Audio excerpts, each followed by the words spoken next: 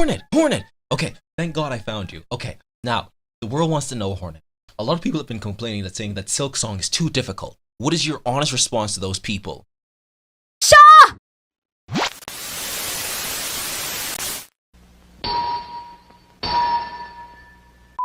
In Silksong, you play as Susan Silksong. Swing your needle around like a crazy beaver, and for some reason in this game, you're a weaver. Okay, so I want to start this off by saying this game is freaking gorgeous. And when I mean gorgeous, this game is gorgeous. Every time I would find a new locale or a new place to explore, I couldn't wait to find out how pretty it freaking looked.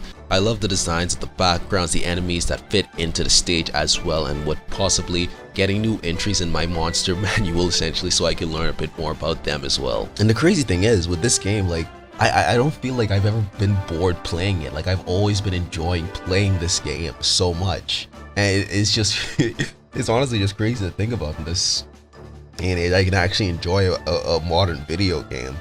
I will also say though, it is insane that this game just costs like $20. Team Cherry, you guys are fucking based. Bless your soul so much for making this indie game just like $20. Thank you so much. Bless your soul. Next thing I want to talk about is some of this game's bosses, and I gotta say, I love some of this game's bosses. Like I genuinely have fun fighting these bosses. Like obviously, like sometimes like I mess up, sometimes I slip up and die, but I genuinely have fun fighting these bosses, coming back and trying again. Like I always feel like, okay, no, I gotta go back, I want to do this again. I feel like I got it this time. Like I'm actually having fun. Like this actually feels fun. And so far, out of all the bosses, I love every single one of them except you. Nobody likes you. Also, fun fact about that boss, by the way, guys, like when I found out that there was a part 2, I did everything in my power essentially to figure out a way how I could get through this in the most cheesiest way possible, because I just hate the Savage Beast Fly. I hate it so much. I feel nothing doing scummy tactics to beat it. Fuck that boss. It actually sucks. The next thing I like to talk about is Hornet's assets. No, not those assets. I mean the stuff that you actually get in her inventory. Now, I gotta say, I've actually been loving some of the cresses in this game. So far, my favorite ones are the dice. The ones that basically can make it like sometimes where you can like avoid taking damage. I also do like the poison one. I also do like the poison one where you can use it to like lace like your weapons with poison. Those have been really fun to use as well. Along with the mask that kind of like help you like as well, like negate taking like some extra damage. I wanted to try to somewhat use the Thorn Crown charm, but it doesn't really seem like juice worth the squeeze, honestly. I'm gonna be so real. Who knows, maybe somebody found some use for it and actually think it's pretty good. Me personally, I don't like it. I'm not gonna go over like every single last one, but for the most part, I pretty much like most of the crests that I've been collecting. Obviously not all of them are bangers, but I'm sure everybody has their own like unique playstyle when coming to Silksong. So far currently I'm on Act 2. I'm personally trying to do everything I can before getting to Act 3, because I feel like Act 3 is gonna be like hard as balls. So I'm trying to see what all I can max out before I get there. I'm personally I'm trying to do this quest right now where I'm trying to like max out my nail again. I have to like get like these recipes for like this dude who wants to make like some food. Like he like some chef, he's trying to like make some type of special food from the Citadel, and I could use his oil to basically help me like upgrade my needle again. I've upgraded it a few times. So far pretty good. It does do some good damage. Now the next thing I want to talk about personally was fighting styles, and I gotta say I love the concept of fighting styles in this game. Now I will say that not all these fighting styles are for me. I basically just like found one that I personally am okay with. My main fighting style right now is that of the Wanderer. I think it's pretty cool and kind of reminds me of like OG Hollow Knight and how basically like the knife fights. But I would say like when it comes to some of the other fighting styles, I would basically tell players to like try them all out and see which one really fits for you, because there are a lot to use essentially. Like this game is very kind of how it like throws them out at you. You just gotta personally look for them. Also, the Crest of the Wanderer helps me with parkour because the other ones are hurt me very much so. The next thing I want to talk about is difficulty. I noticed a lot of people online were complaining about Hollow Knight being a little bit too hard, and to that, Hornet has one thing to say to you. Get the Silksong is harder than Hollow Knight because Hornet is inherently faster and more skillful than the Knight, Team Cherry says, and you can use Elden Ring logic to get around the difficulty anyway. Like seriously guys, come on. This game was meant to be difficult. This is meant to give you a challenge, like it is meant to be hard. You are going to die a lot unless you're like some insane pro and you did a Steel Soul run, and for that you are a crazy motherfucker. If you feel like you are genuinely like struggling with a boss or something like that, I would recommend to you that maybe you should try go to another area. Maybe try to find something else that could probably help you fight this boss. Like strategies that you can do to like help you better fight through a boss. Maybe you could learn a new fighting style. Maybe you could get some more tools, more stuff for your fighting style to like help aid it. Basically what I'm trying to say is it is okay to fail, but the main important thing is to learn from that failure, is to try again and just learn from your mistakes. Anything I could personally recommend to you guys, as somebody who's been fighting a lot of the bosses as well, try not to be too greedy. I will admit when it comes to some of these bosses, you do need some patience and you just gotta find the right time to hit some of them. You can't just like going crazy or else you're just gonna get you're basically just gonna get finessed. I'm not trying to say I'm like some perfect runner who just no HPs the entire game, but like I feel like there's just a certain point to where like you should be challenged in this game, and you shouldn't, like, it's okay to get upset, it's okay to get angry, but this game is designed in a way too where you can have a challenge. Like, you are meant to learn, you are meant to adapt, and you are meant to overcome these obstacles. Hell, I'll have some footage at around like the end of this video where you guys can see me actually fight one of these bosses. I struggled the first 2 times beating it, but on my 3rd attempt I actually managed to beat the boss. Next thing I saw people were complaining about was that they couldn't find a lot of rosaries, and the thing I have to say to that is, dude, really? There are a bunch of places you can get rosaries. There's literally a place in Greymore called the Halfway Home. There's like a little area over there if you head back right where you can find a bunch of bugs that are basically being controlled essentially, and you can basically just like spawn kill them. Like you just kill them, collect the rosaries, go back to the Halfway Home, save, repeat until you got a bunch of rosaries. That's probably not even the most optimal place, but it's something that I've used to help if I ever like ran out of rosaries. I personally never really had an issue with rosaries. I could always get my hands on some. Another thing, I see a lot of people complaining as well because with some of the enemies that you fight, some of them can take 2 masks away from you instead of just how the Knight only ever like loses 1. And it's like, well, yeah, Hornet and the Knight are not the same. Hornet isn't as durable as the Knight. At least that's my personal head thought for it. I don't know if people were like coming into Silksong thinking that it was going to just be exactly the same as Hollow Knight, but the Knight and Hornet are just 2 extremely different characters who fight and function very differently. While the Knight only can like heal 1 HP at a time, Hornet on the other hand can actually heal 3 HP at a time, or more if you get like a special charm for that. The point is that these are 2 completely different characters, and I feel like anybody coming into either of the games thinking that they're gonna play the same as each other is just dumb. Also, quick side note, because I wanted to respond to this video that I essentially saw on my Twitter feed. Thoughts on people complaining about the game difficulty of Skong? I think that that's perfectly valid. Listen, gamers, you're not gonna like this, but there are employed people in this world. People of employment, if it bothers you that much. And those people sometimes want to experience a game for its story, or for its movement, or for its exploration, and they're not interested in tormenting themselves by, like, doing extremely punishing boss encounters or enemy gauntlets over and over and over and over and over again. First off, this is a dog shit excuse. Just because you have a job isn't gonna stop you from actually taking the time to get better at a goddamn video game. Sometimes people just want to play a game to have some fun, and that's why it hurts nobody to fucking add an option to play on casual mode. I don't care if that triggers the gamers. Difficulty settings are good. You wanna know something funny about what she just said? There is a harder difficulty to Silksong called Steel Soul mode. Most people are playing on classic mode. There's literally no fucking argument for not having them that isn't, like, inherently exclusionary. I don't care if it makes you mad that some people like to play your fucking Blorbo game on an easier difficulty. I don't give a fuck. Of the accessibility settings in Celeste, I never even touched them. Exactly! Because, like, if you love a game, wouldn't you want more people to be able to experience it? No. And here's another thing that I wanted to talk about as well. I think some people need to realize and understand that there are video games that just aren't for them. There are some video games that are not for everybody. Just because it is there does not mean that it is meant for every single person in the world. And that's okay. I've never been a big fan of like video games or just media in general being for every single person in the world. That's just not possible in any way, shape, or form. Some things are for other people while some things just aren't. And that is okay. And I feel like you as a person need to just realize that, okay, this may not be for me. Let me try to find something else that is. Stop trying to ruin other people's experience because you just can't do it. Well, the answer is actually no for those people because it is actually exclusionary. They do want to gatekeep. Correct! They'll fucking scream and cry and piss in their diaper. They'll say, a game for everyone is a game for no one. But like, that's just a fucking slogan. What does it even mean? Shut up, bitch! Oh my god! Never mind, guys, this bitch is retarded. I don't know what I was expecting from the opposite gender. If you genuinely think the saying, a game for everybody is a game for nobody, is a fucking slogan and not think there is anything more to it, I personally think you need to actually...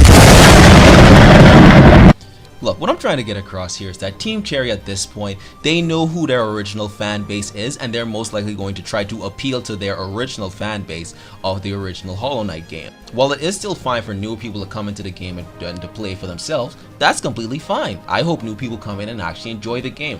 But that doesn't mean that Team Cherry should accommodate to these new people just because you can't get used to the game or get good on your own time. Let me make this clear. I by no means saying that nobody who is new to Metroidvanias or new to the Hollow Knight series as a whole should not play this game. My point is, don't expect Team Cherry to accommodate to you because you can't play their game. They have made this game how they envisioned it and personally wanted it to be. Either nut up or shut up and find another game that you can play casually. Alright, back to the main video. Hell, fun fact, there are even some boss fights in the game where you can just straight up have allies help you in them. Obviously it's not for all of them, but there are ways to help mitigate difficulty if you are genuinely struggling. Also, every time we see a Hornet upscale, that's also a Knight upscale as well.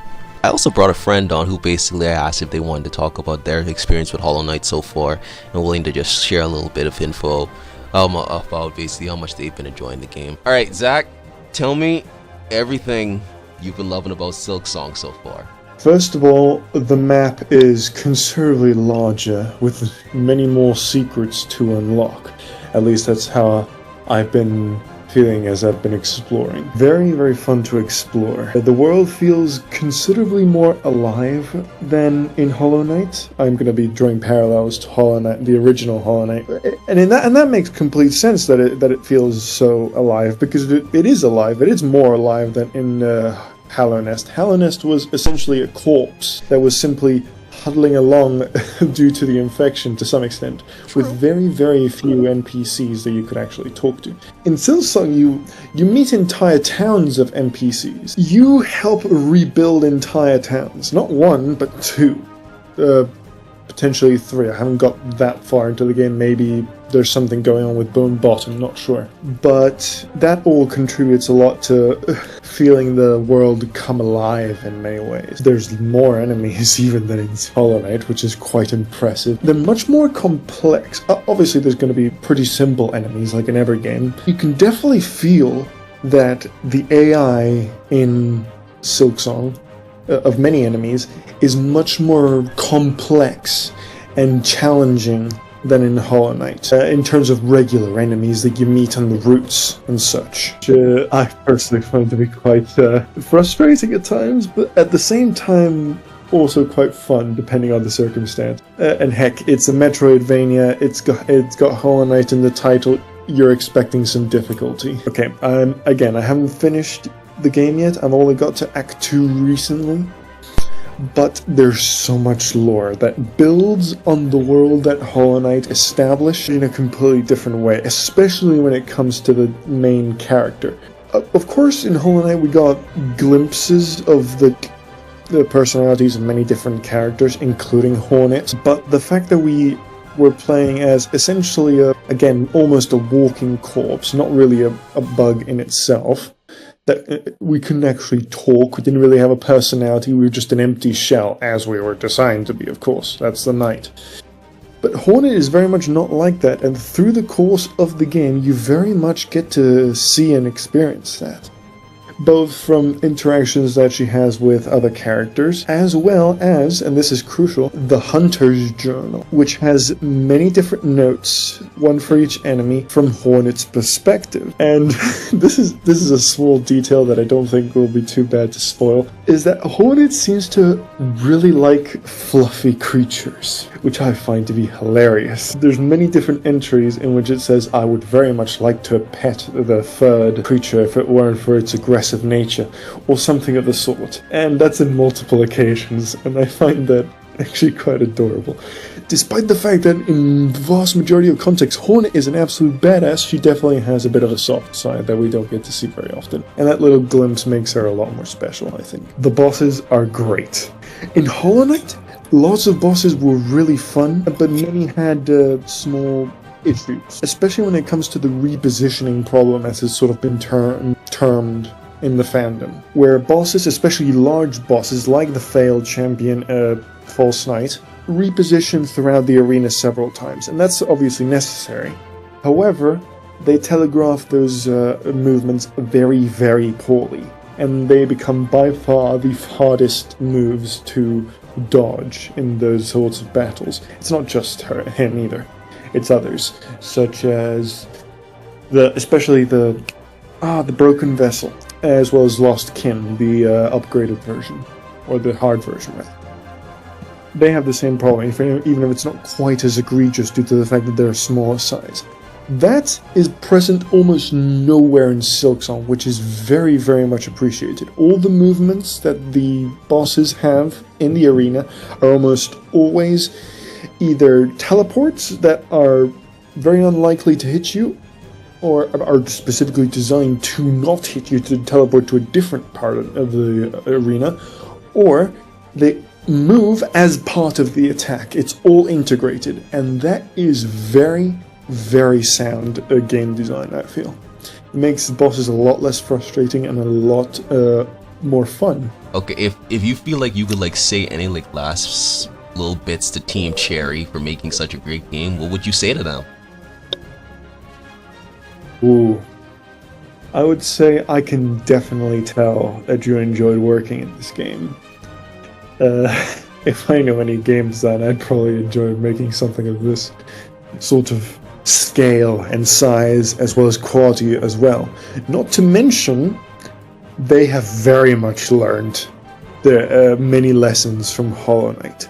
They have absolutely outdone themselves with this, and I'm very little other than praise for them.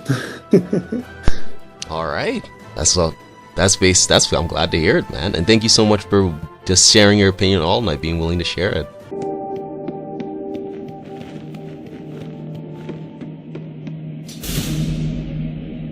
Pirantes, orala yaba. O brava, orala yabo.